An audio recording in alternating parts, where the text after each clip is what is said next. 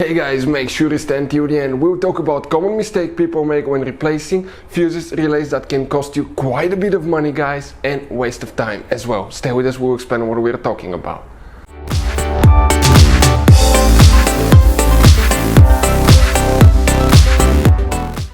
Hey guys, welcome back to Auto Repair, guys. Thank you guys for watching and subscribing to the channel. Today will be super helpful video to any of you having a BMW 5 Series generation E60 E61, guys, that you see right here. This is the 5 Series BMW from year 2003 to year 2010. If you have one of those, you have a problem where the AC air conditioner blows warm, hot air. Stay with us, we'll explain what can easily cause that, what you need to check, and which fuses, multiple fuses you need to check, up to 6 different fuses. Always check the fuses first, because guys, often it could be just a bad fuse, so there is no need to waste your money on parts and diagnostic you don't need. Always start with the fuses, then we will explain what else can cause that. Make sure to stay until the end. In addition, we will explain where you can buy cheap parts to use at a good price, quick shipping. That way you do not waste your money, and why it's important to test fuses and relays. All that will be covered absolutely free for your convenience. Make sure to stay until the end.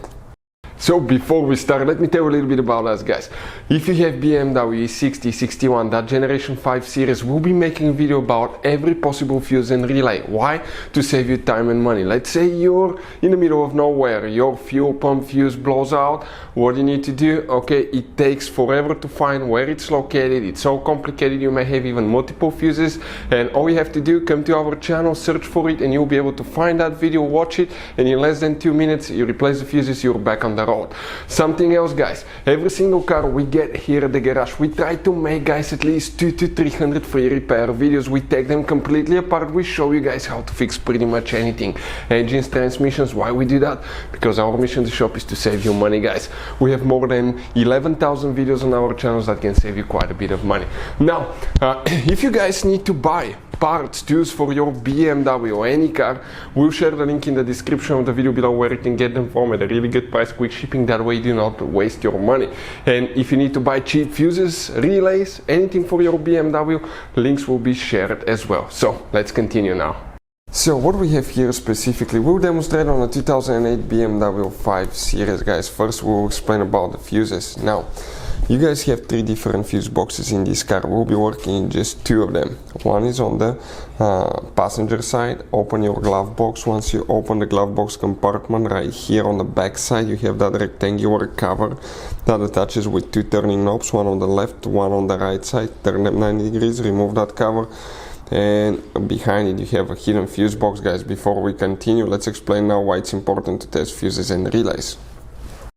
So it is super important, guys, to always test fuses and relays, and something else as well, common mistakes people make. Sometimes you may think that a fuse is good, or you cannot actually see if the fuse is clearly burned, and in that case, guys, you may put the fuse back together, and you may end up spending money and time on parts you don't need, and all we had to do is just test the fuse. So we'll put a link in the description of the video below how to test the fuse. It takes only a few seconds to find out for sure if it's good or bad. The same thing for relays, guys. Okay, some of those could be really expensive on cars, so we'll put a link in the description of the video below how you can test relays. And for some certain fuses, guys, it's important to disconnect the car battery when removing them, otherwise you can burn the electronics. And for instance, working on airbags, fuses, or anything like that, you need to wait at least 1 hour after disconnecting the car battery. And if you're not qualified and certified to work on airbag system, I will never recommend to do that, guys.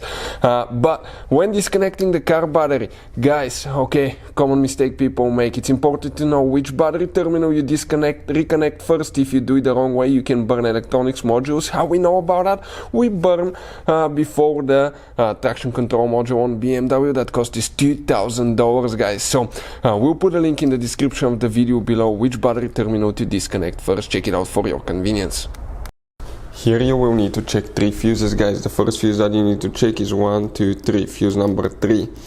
Then you need to go in that row of fuses. This is fuse 10 and up. Here under every even number of fuse, you have a fuse number that indicates that fuse. So 10, 12, 14, 16, 18, 20, 22, 24, 26 is one of them that we need to check.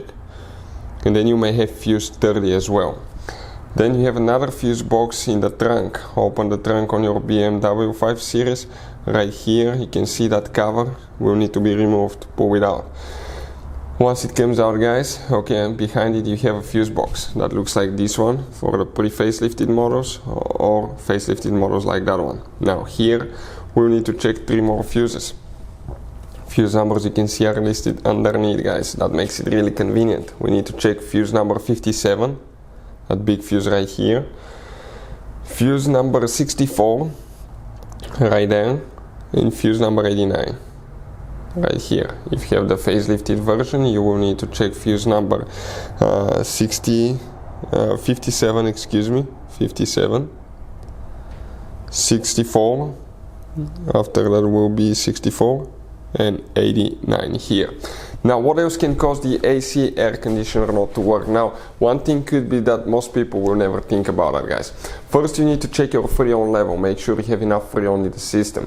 Second, check, guys, okay, make sure that the AC compressor is engaging. Okay, it could be bad AC compressor, AC clutch. On the compressor, you have a special solenoid as well. It could be a bad solenoid.